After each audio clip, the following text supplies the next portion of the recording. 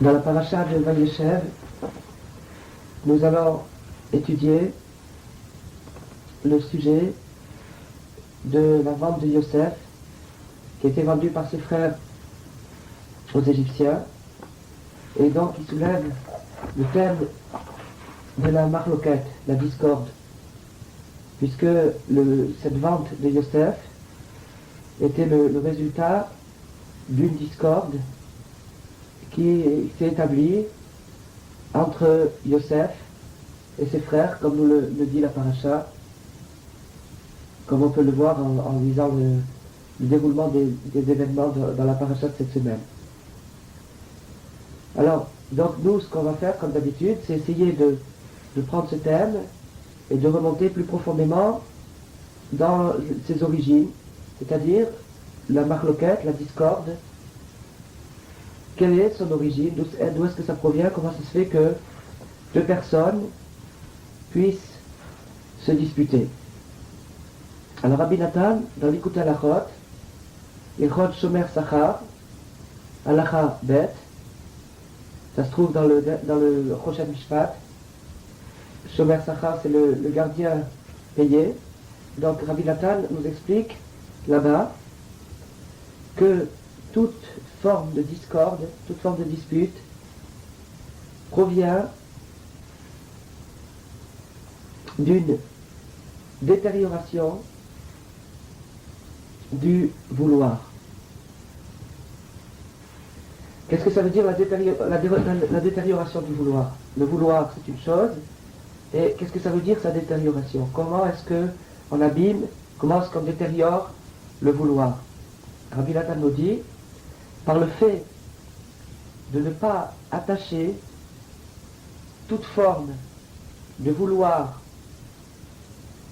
à la racine du vouloir. Alors, la racine du vouloir, c'est Hachem. C'est Hachem qui détient tout le vouloir. Et donc, tout ce qui se veut et tout ce qui se fait sur terre se fait et se veut par son vouloir.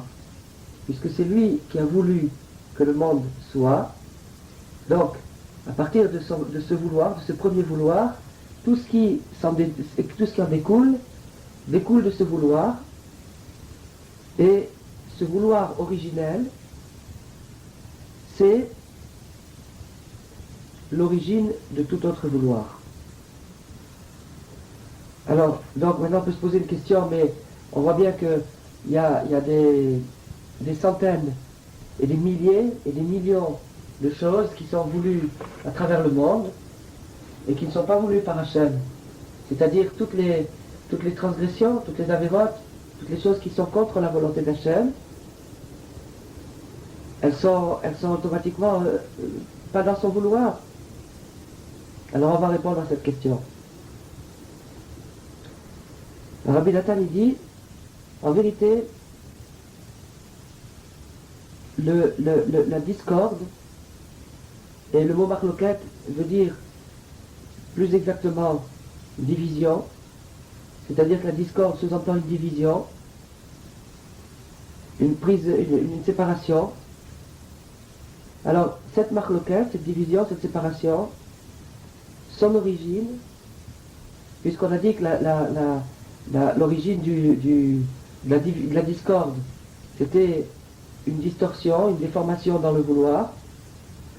Alors, la première discorde qui existe, c'est-à-dire la première distorsion qui existe dans le vouloir, c'est le mauvais penchant qui se divise, qui se sépare de l'homme, c'est-à-dire de l'intérêt de l'homme, et qui désire enterrer l'homme au plus profond de l'enfer, Chas v'Shalom. Donc maintenant, il y a une force adverse qui s'oppose au vouloir d'Hachem.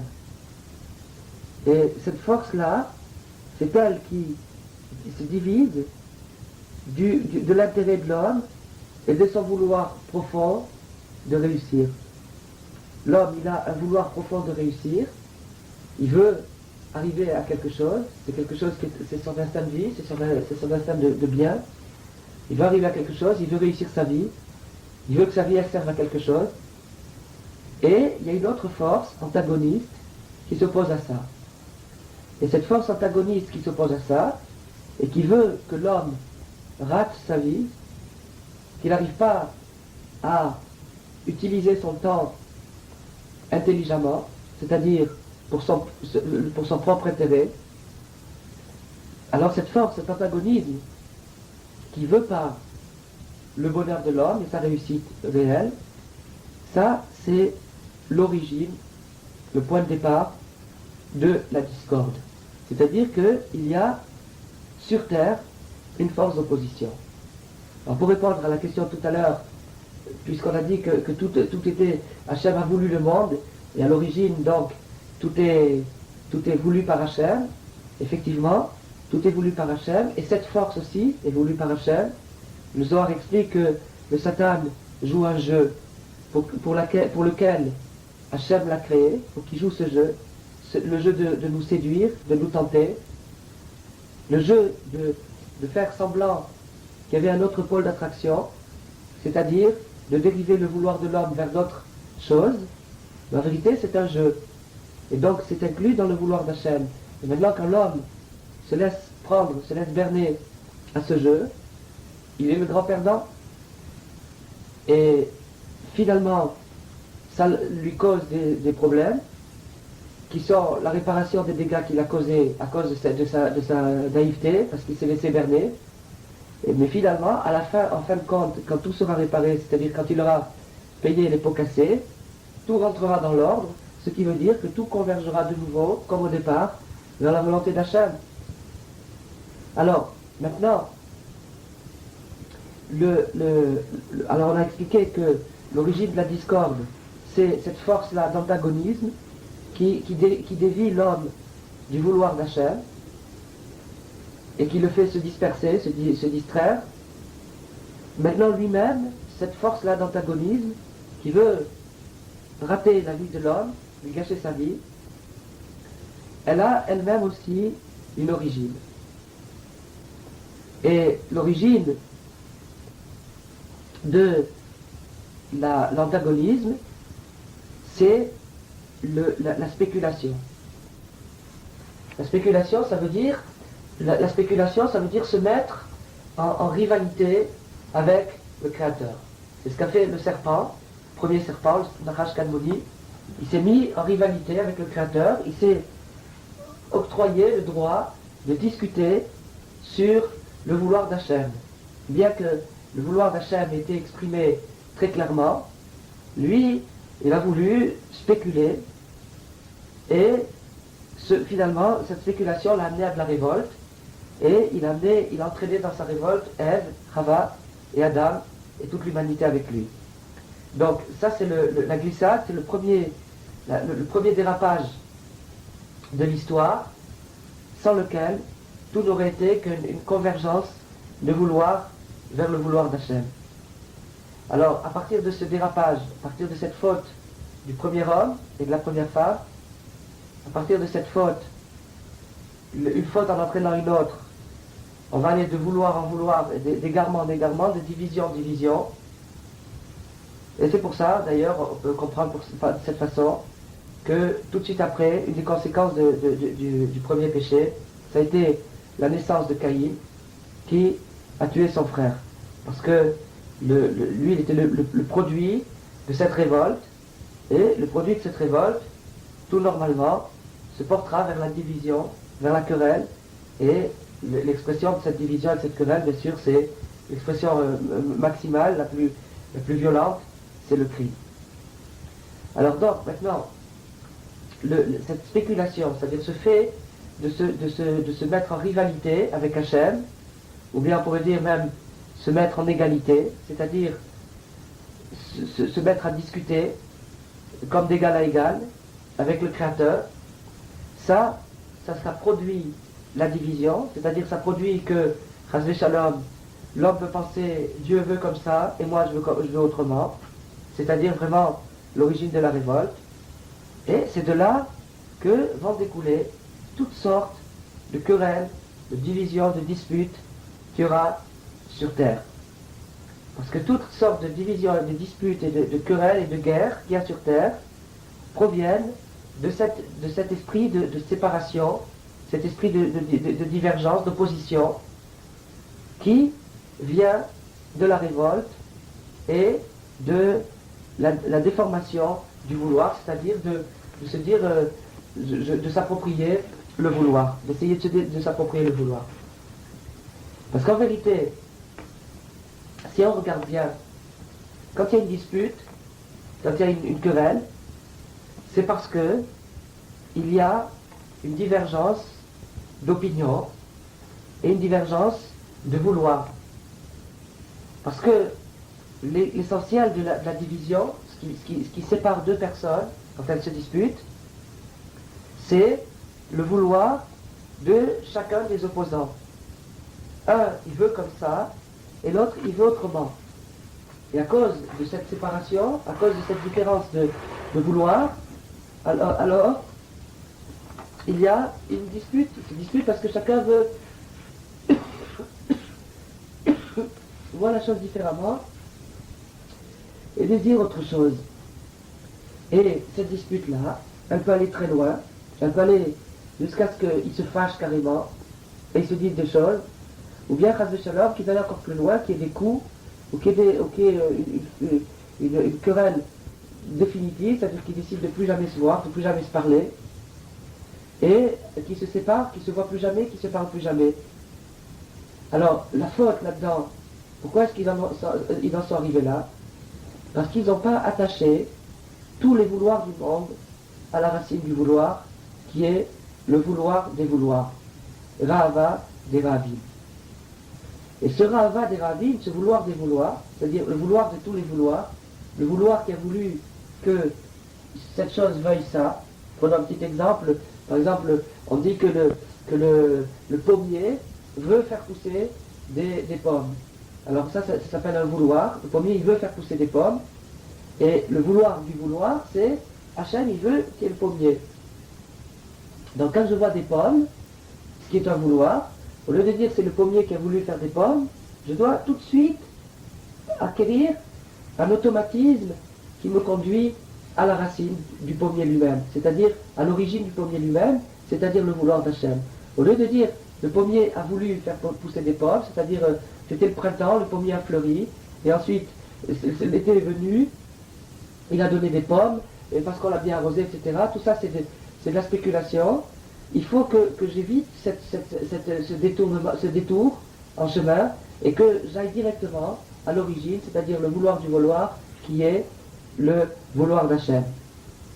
Alors ce vouloir d'Hachem, qui est le vouloir central, ce vouloir, il est capté par le tzaddik, par Moshe, et c'est pour ça, Rabbeinu nous explique dans un autre endroit, que le mot Moshe qui est le tzaddik par excellence, c'est-à-dire le tzaddik, ce qui le caractérise, c'est précisément de ne plus voir ni avoir le moindre vouloir extérieur, mais d'être intégralement confondu dans un seul vouloir, qui est le vouloir d'Hachem.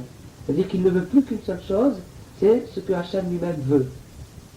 Alors ça c'est Rahava des Ravim, c'est-à-dire que le tzaddik s'élève au niveau du vouloir suprême, et le mot Moshe, qui est le nom du tzaddik par excellence, se compose de 3 lettres, Mem, Shin, He, Moshe. Et Rabbeinu nous explique que Mem, Shin, He, c'est les initiales de la phrase Machloket, Shammai, Hillel. La discorde entre Shammai et Hillel. Shammai et Hillel, c'était 2 grandes écoles à l'époque du Talmud, et ces grandes écoles étaient en discorde permanente, étant opposées sur leur opinion. C'est-à-dire qu'ils avaient deux optiques pratiquement diamétralement opposées. L'école de Shammai était une école de rigueur, et l'école de Hillel était une école de clémence, c'est-à-dire que Shammai avait toujours tendance à rendre la loi plus rigoureuse, à interpréter, à capter la volonté d'Hachem d'une façon plus stricte, tandis que Hillel avait tendance, au contraire, à toujours voir d'une manière moins stricte, moins rigoureuse. Alors, comment se peut-il que deux tzadikim, deux maîtres de cette dimension, puissent avoir des opinions aussi opposées? La vérité, on va le voir bientôt d'ailleurs, c'est que tous les deux avaient raison, et tous les deux étaient inclus dans Moshe, c'est-à-dire que Moshe a voulu dire ces deux choses-là en même temps. Moshe a voulu dire la rigueur et il a voulu dire la clémence en même temps. Maintenant, pour ce qui est de la pratique, de la marche à suivre, de la halakha, on a pris parti pour Hillel, c'est-à-dire pour le côté plus clément, mais ça c'est une question de temps, c'est-à-dire une question temporaire et historique. Jusqu'à Mashiach, il faudra suivre cette donnée-là, la donnée de Hillel. Mais après Mashiach, ça sera de nouveau l'opinion de Shammai qui prévaudra, et en vérité, l'opinion de Hillel et de Shammai sont toutes les deux de la même façon, aussi fidèlement attachées à l'opinion de Moshe Rabbeinu, c'est-à-dire à la pensée de Moshe Rabbeinu, l'une que l'autre, et c'est seulement à des niveaux différents qu'elles semblent s'opposer, et nous devons au contraire savoir qu'elles sont unies et qu'elles sont liées. Parce que toute la dispute qui existe dans les disputes négatives, c'est-à-dire la dispute la plus négative, la plus profondément négative, c'est la façon de voir la vie qui est une façon superficielle de s'attacher seulement à la cause première de chaque effet, ou à la seconde cause, ou à la troisième cause, mais pas à la cause ultime d'un effet. On a parlé tout à l'heure de la pomme, on peut parler d'autres choses, il y a des millions d'effets sur Terre, chaque phénomène, chaque chose qui se produit, c'est un effet. Et donc, cet effet, par exemple, il tombe de la pluie, ou il fait soleil, ou les oiseaux chantent, ou la neige va tomber, tout ce qui se produit, tous les événements qui se produisent sur cette terre, semblent arriver par une cause qui s'appelle la cause première, c'est-à-dire ce qui amène la chose. Comme la pomme, par exemple, elle semble être le produit de la branche. Et la branche, elle semble être le produit du tronc, et le tronc, il semble être le produit de la racine, elle semble être le produit de la terre. Et donc, quand on se limite à la cause immédiate, automatiquement, on fait un détournement, on fait une scission, une rupture entre l'aboutissement de la chose et son origine ultime, c'est-à-dire sa vraie cause. Et à cause de ça,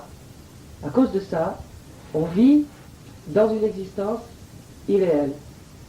On vit dans une existence irréelle, c'est-à-dire que, à force de séparer tous les effets de leur cause ultime, on vit dans une existence dans laquelle on arrive à recréer une structure, de la même façon que Chas v'Shalom, quelqu'un peut être dérangé mentalement, mais avoir dans sa maladie une parfaite logique. Il peut créer dans sa maladie une cohérence parfaite. Et c'est ça la difficulté d'ailleurs de guérir, c'est que si quelqu'un essaie de lui démontrer qu'il est dans l'absurdité, qu'il est malade, qu'il se trompe, eh bien il démord pas. Pourquoi il démord pas? Parce qu'il est piégé par la logique, par la cohérence qu'il a créée à l'intérieur de son absurdité. Il a réussi à donner des raisons, des explications à toutes les choses qu'il voulait penser, et à cause de ça, il est dans un système parfait, inattaquable, et toute personne qui essaye de remettre en cause son système, et à ses yeux, c'est lui qui a perdu la raison, c'est lui le fou.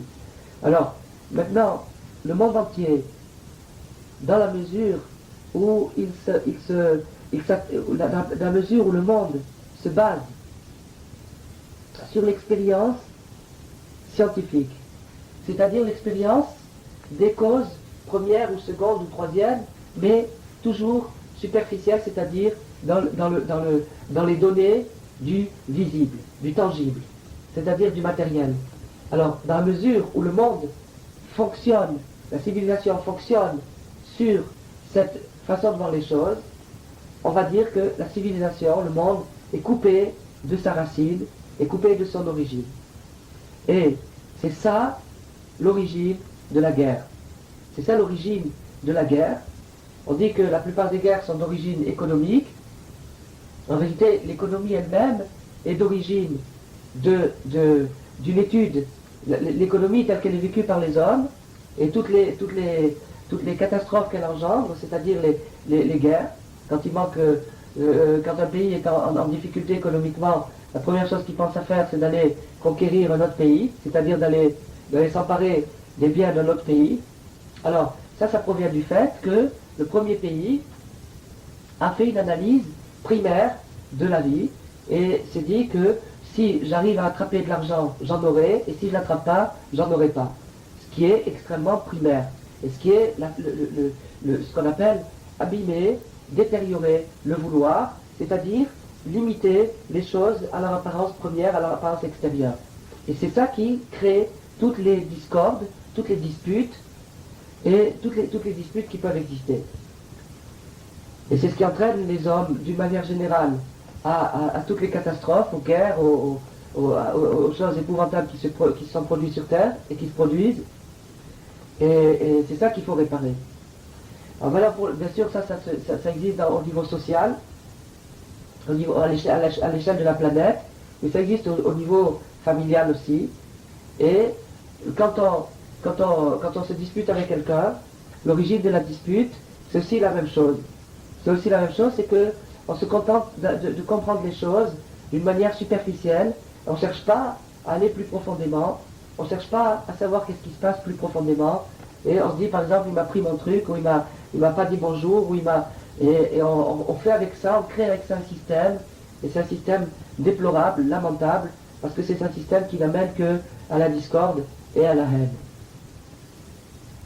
Alors, maintenant, il existe aussi chez les tzadikim, comme on l'a vu il y a pas longtemps, on a parlé de Shammai et de Hillel, qui étaient des tzadikim authentiques, tous les deux, aussi bien l'un que l'autre. Il existe aussi chez les tzadikim la divergence, la division. On a dit que Hillel, quand Hillel disait c'est permis et que Shammai disait c'est interdit, on ne peut pas avoir une division aussi plus forte que celle-là, puisque c'est vraiment l'opposé.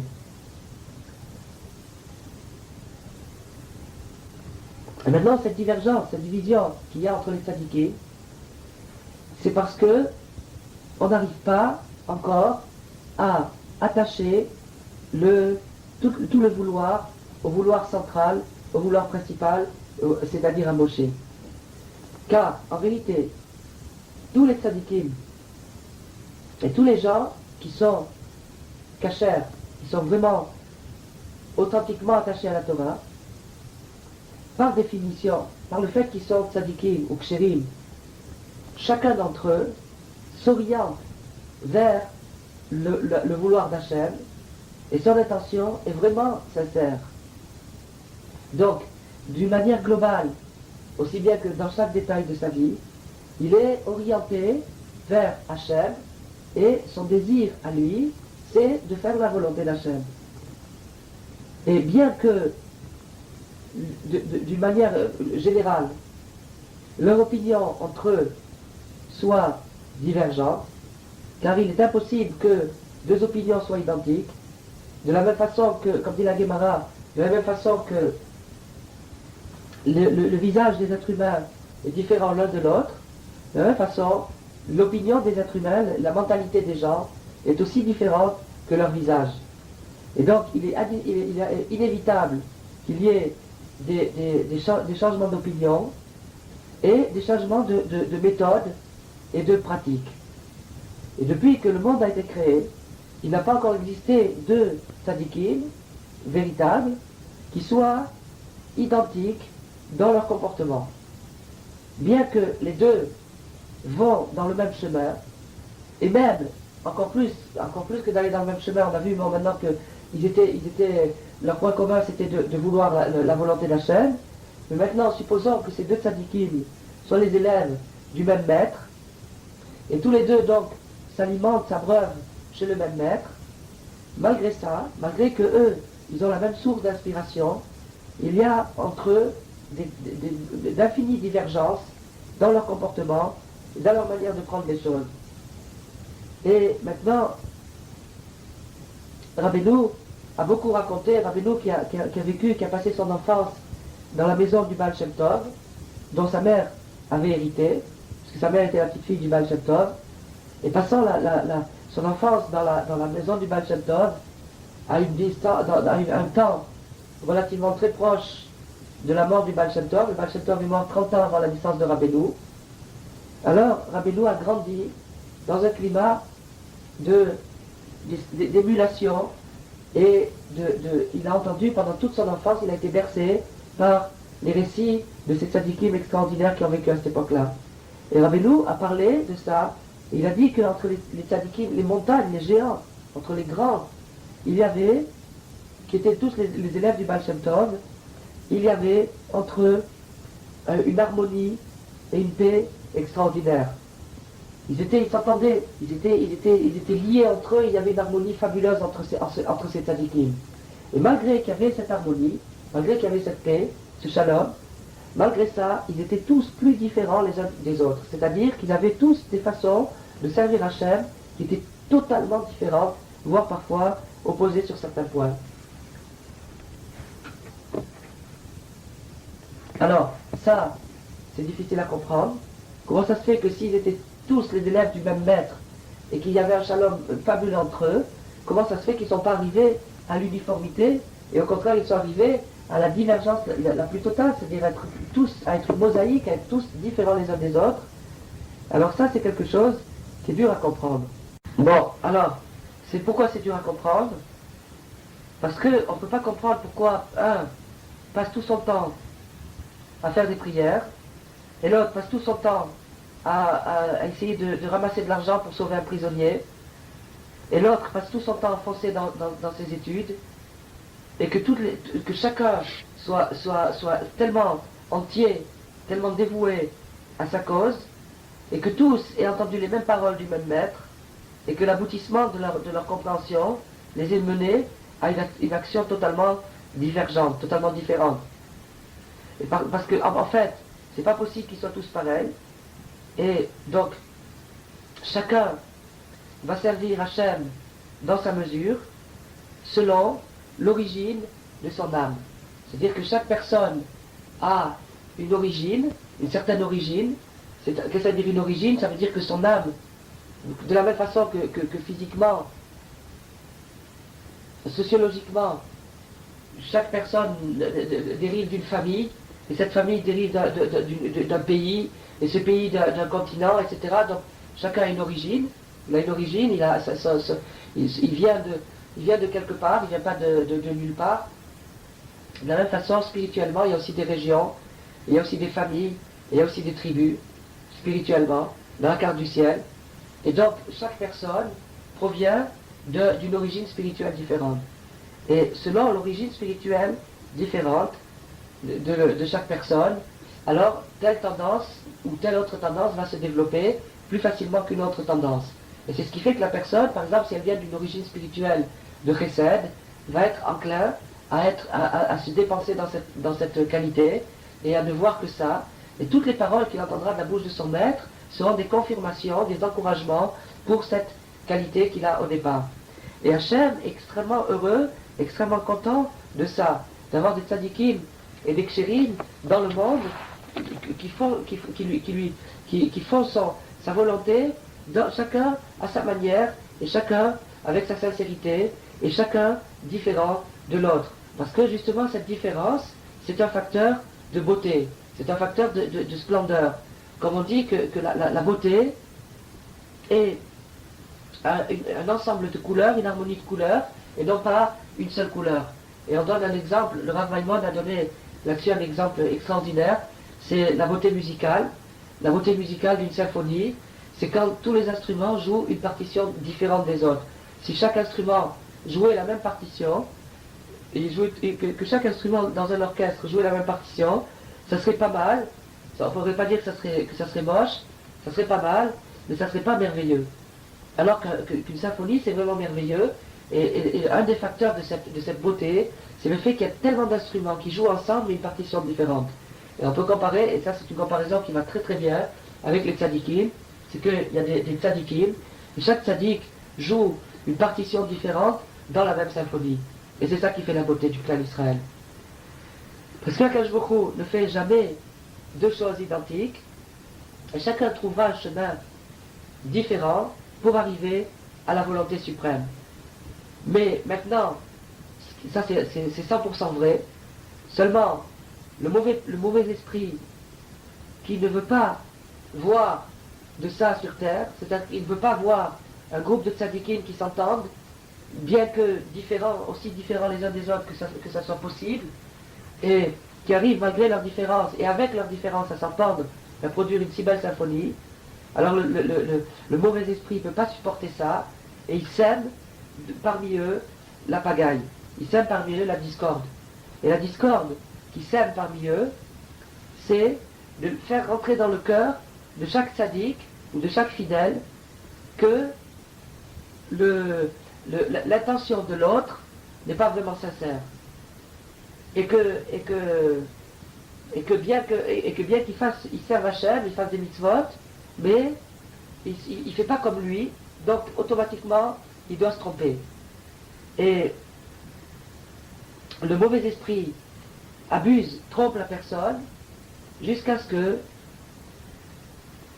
chacun s'imagine que l'autre est en désaccord avec lui, et pas seulement en désaccord avec lui, mais en désaccord avec la vérité, et qui s'est déjà détourné, il a dévié, et de cette façon le mauvais esprit sème la pagaille entre l'un et l'autre, et il tisse des querelles, et il va de l'un à l'autre, et il arrive à séparer des frères, jusqu'à ce qu'il arrive avec sa politique, en allant souffler dans l'oreille de l'un, l'autre n'est pas sincère, il triche, il n'est pas vraiment, s'il était sincère, il devrait arriver au même résultat que toi, il devrait arriver aux mêmes actions que toi, et s'il fait ce qu'il fait, c'est qu'il a dû tricher quelque part, et il doit avoir des arrière-pensées, il doit chercher la gloire, ou il doit chercher de l'argent, ou il doit chercher à te dégommer, à prendre ta place, des pensées comme ça, qui chez les fidèles ordinaires se manifestent presque comme je viens de les décrire, et chez les fidèles plus élevés, plus évolués,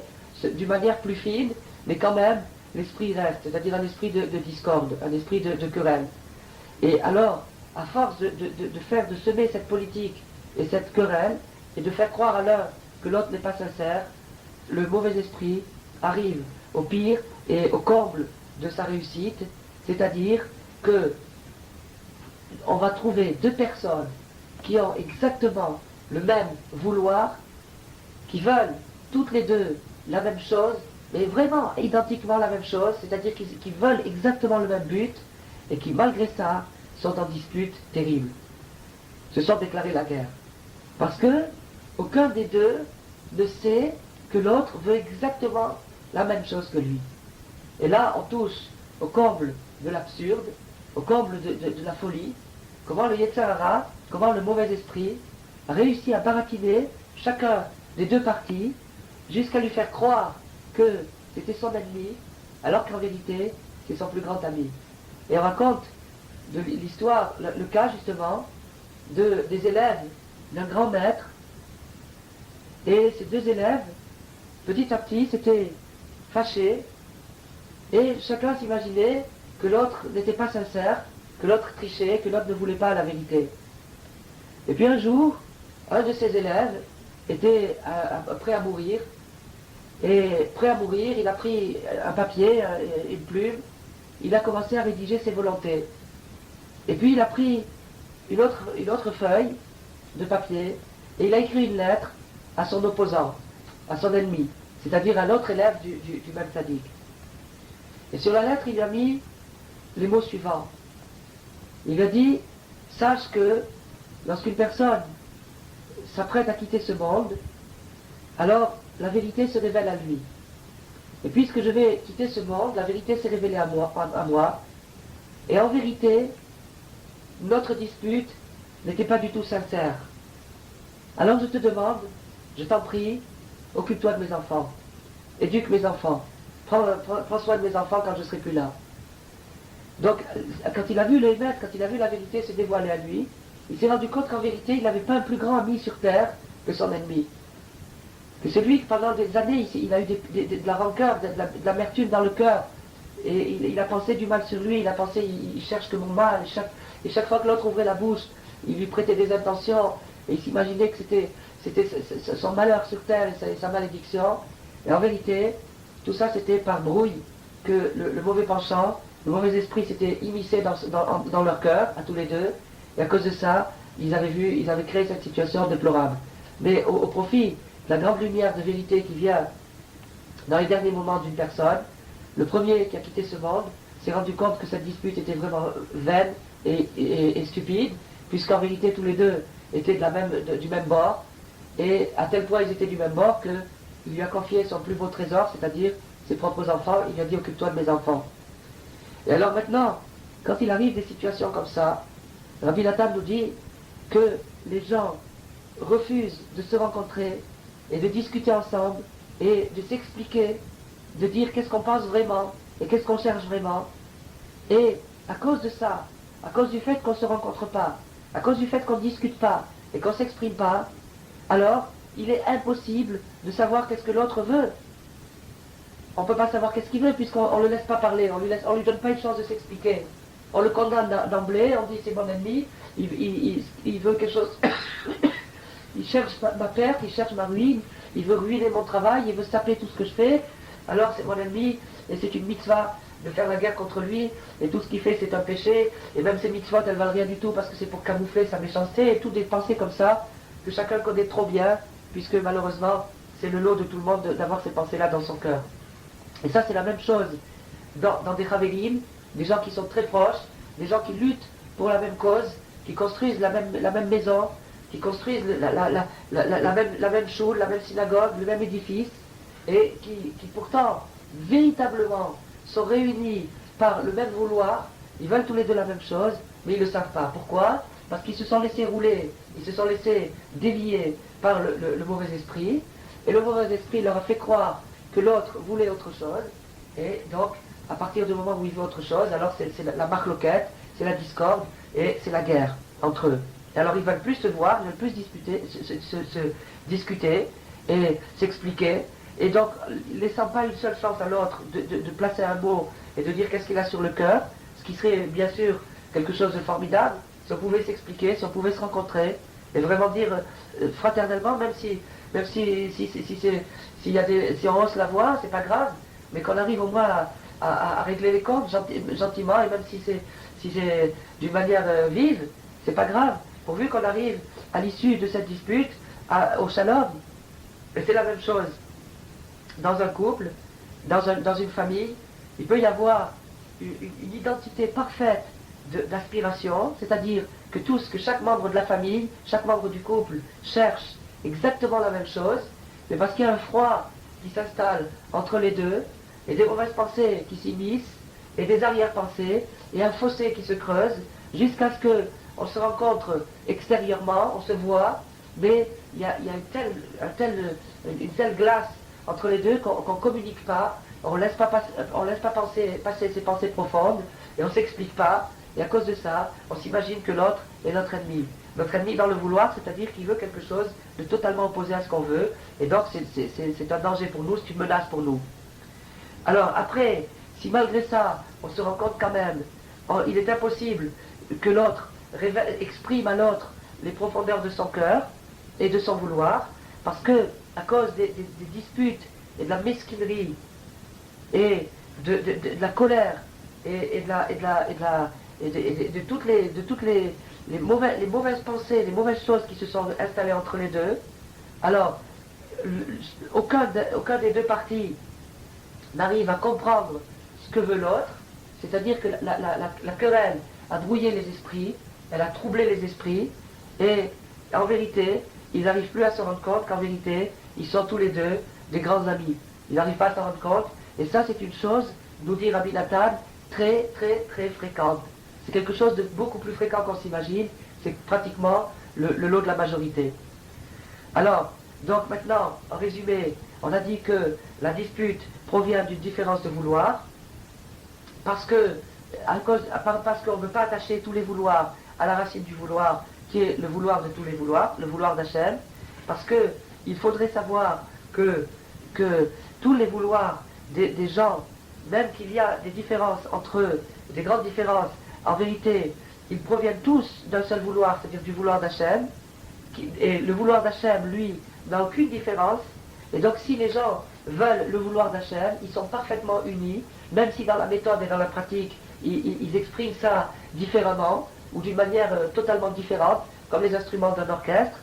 Et si quelqu'un arrive à savoir ça, et à mettre ça dans son cœur parfaitement, à installer cette vérité dans son cœur, à se dire que du moment que l'autre s'oriente vers Hachem, donc il a exactement la même optique que moi, on a tous les deux le même vouloir, et on est tous les deux les plus grands amis du monde, alors c'est sûr qu'une personne qui arrive à s'imprégner de cette vérité, une personne comme ça, jamais ne fera d'histoire à personne, et jamais ne rentrera dans une querelle, et là jamais ne prendra part pour une politique quelconque, parce qu'il jugera son prochain avec indulgence et du côté du mérite, et chaque fois qu'il verra son prochain faire quelque chose, il essaiera au contraire de se dire c'est sa façon à lui d'exprimer mon vouloir à moi, c'est-à-dire lui il veut le même vouloir que moi, on veut tous les deux la même chose, et ce que moi je ressens comme ça, lui il exprime de cette façon-là, il se dira ça dans son cœur, et à ce moment-là, il verra que il saura que l'autre est sincère et désire la volonté du ciel et veut faire la mitzvah et il le veut honnêtement, et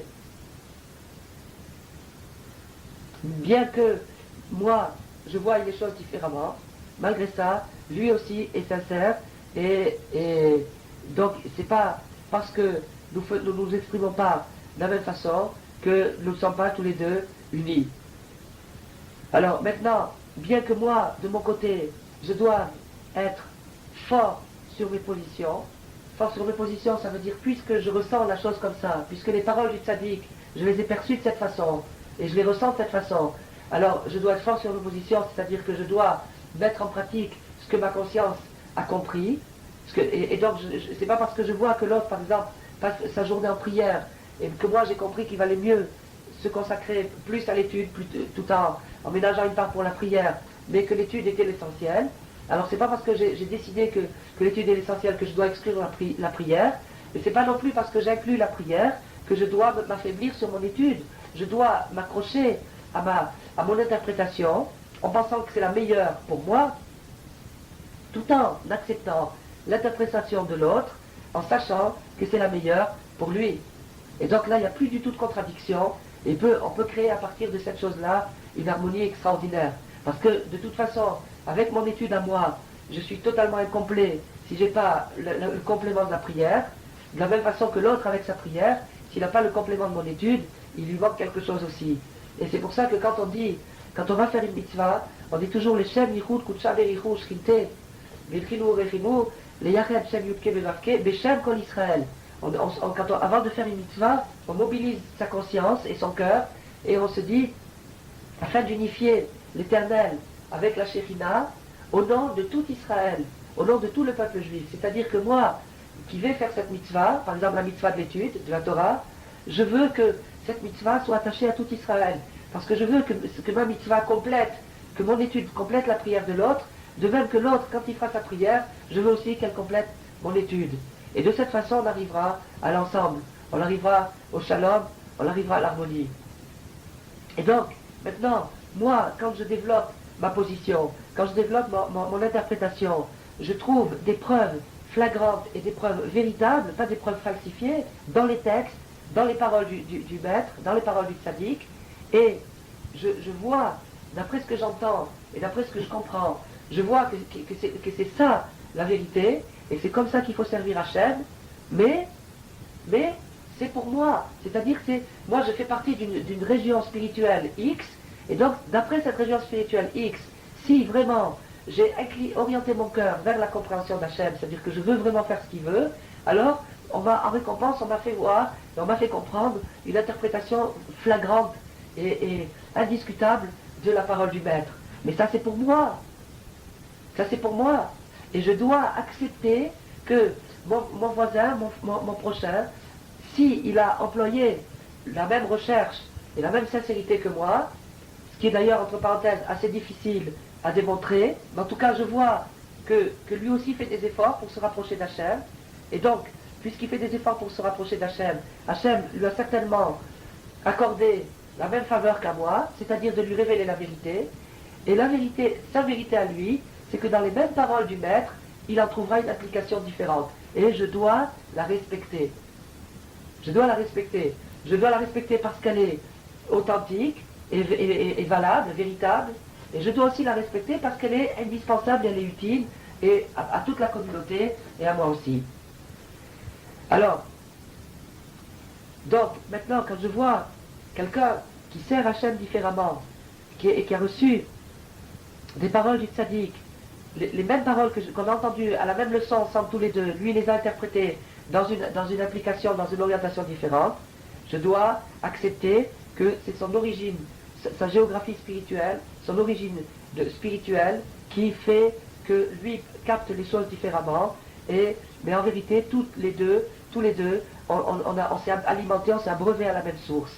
Et alors, si chacun se disait ça dans son cœur, on annulerait toutes les guerres sur terre, on annulerait toutes les querelles, parce que toutes les querelles viennent du fait qu'on n'annule pas les vouloirs à un vouloir suprême et central qui est le vouloir d'Hachem. Et donc, le fait qu'on n'arrive pas à imaginer et à accepter qu'une personne puisse être authentique et sincère, bien qu'étant différente de nous, alors ça c'est le fait qu'on n'arrive pas à attacher les vouloirs ensemble. On n'arrive pas à avoir, supposons que moi j'attache mon vouloir avec Hachem, mais je détache son vouloir d'Hachem, donc j'ai fait une brèche, j'ai fait une destruction, une distorsion, une déformation du vouloir, j'ai abîmé le vouloir, et alors à cause de ça il n'y a pas l'harmonie. Mais si on arrivait à attacher tous les vouloirs à un seul vouloir, alors là-bas dans ce vouloir central et unique, tout est shalom, tout est harmonie, tout est paix, alors, et tout est unité. Et maintenant, l'essentiel du shalom, c'est par le tzaddik, c'est-à-dire, comme on l'a dit tout à l'heure, celui qui réunit Hillel et Shammai en lui, c'est Moshe. Moshe, c'est les initiales de Marloket, Shammai, Hillel, c'est-à-dire lui qui fait la synthèse de la querelle entre Shammai et Hillel, c'est-à-dire lui pour qui l'opinion des deux est également est à égalité également valable. Alors cette neshama, cette âme du tzaddik qui revient dans toutes les générations et qui s'appelle Rahava des Rahavim, le vouloir des vouloirs, et qui est le retour dans chaque génération de l'âme de la neshama de Moshe. Alors lui, le tzaddik, connaît l'origine des âmes et donc l'origine des vouloirs, et il sait pourquoi chacun interprète les choses de telle ou telle façon. Il le sait parce que lui, il arrive à suivre le fil de l'interprétation à partir de sa parole jusqu'à l'aboutissement qui est l'explication que chacun en donne. Et lui, il attache tout ça ensemble et il en fait un lien qui est le vouloir des vouloirs, c'est-à-dire le vouloir unique, le vouloir suprême.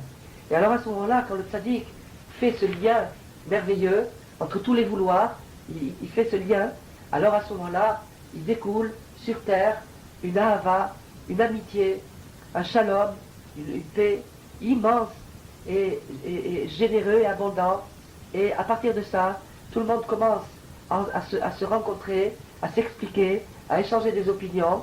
Et bien que toutes leurs vues soient différentes au départ, ils arrivent à les attacher et à créer des rapports, à créer des liens, à se trouver des points communs. Et à ce moment-là, ils se rendent compte que dans l'origine, tout est un et il n'y a qu'un seul vouloir. Alors le résultat de cette opération, c'est-à-dire du fait que le tzaddik réunisse tous les vouloirs ensemble et arrive à diffuser, à répandre dans le peuple, dans l'assemblée, une amitié profonde et un grand shalom, alors ça bien sûr c'est la condamnation du mauvais esprit. Le mauvais esprit n'a plus de place et plus rien à faire dans une assemblée comme ça. Et naturellement le mauvais esprit qui a été créé pour semer son mauvais esprit, ce mauvais esprit-là, il ne se laisse pas faire si facilement. Et quand il voit qu'il y a sur terre un tzaddik comme ça, quand il voit qu'il existe un tzaddik qui prêche cet enseignement, l'enseignement de shalom, l'enseignement d'ahava, à ce moment-là, qu'est-ce qu'il fait le mauvais esprit? Eh bien, il laisse tout le monde tomber et il s'attaque à lui. C'est-à-dire que il se dit, mieux vaut cacher, brouiller, troubler l'enseignement de ce tzaddik, parce que s'il continue, je vais me retrouver au chômage. Si ce tzaddik il continue à répandre des théories comme ça, que tout le monde veut la même chose et que tout le monde est en vérité son meilleur ami alors qu'il fait le contraire, alors si quelqu'un arrive avec des idées comme ça, j'ai plus rien à faire sur cette terre, alors il vaut mieux trouver un moyen de le faire taire. Alors comment il fait? Alors qu'est-ce qu'il fait, le mauvais esprit?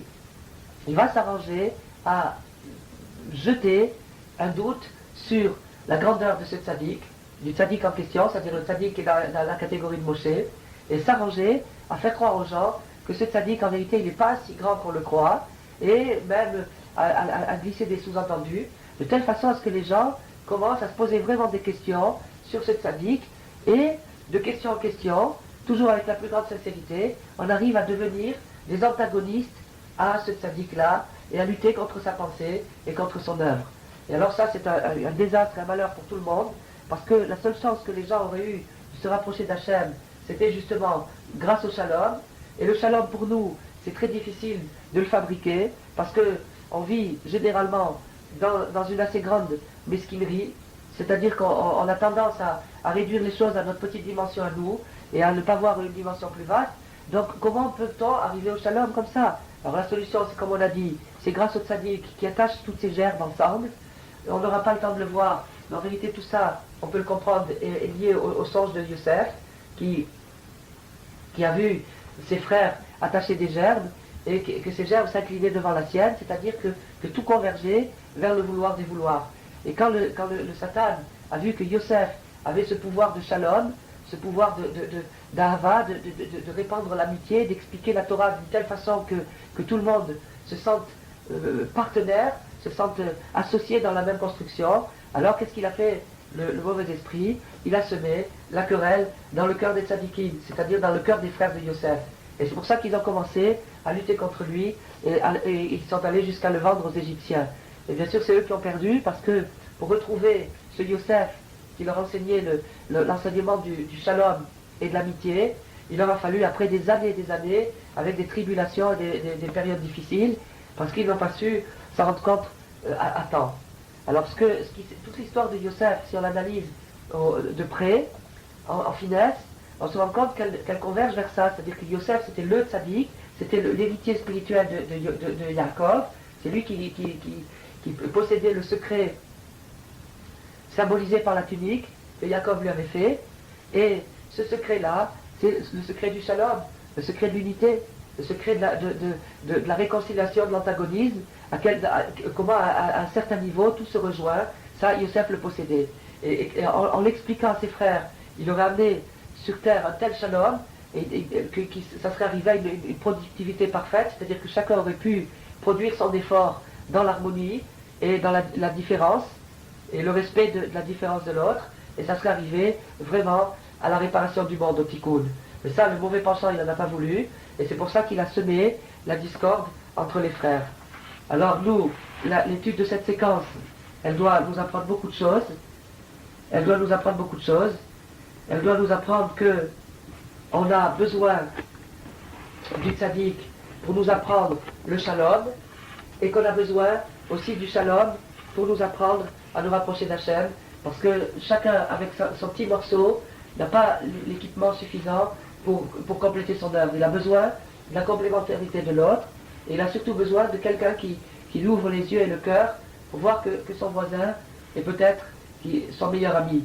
Celui avec qui il se dispute depuis des années est peut-être son meilleur ami. Espérons, Bezrat Hachem, que la lumière du tzaddik brille en nous et nous fasse sentir ça, et nous fasse annuler toutes les querelles et toutes les disputes, et qu'on ait le mérite de se réconcilier de façon à pouvoir servir Hachem tous ensemble d'un cœur sincère.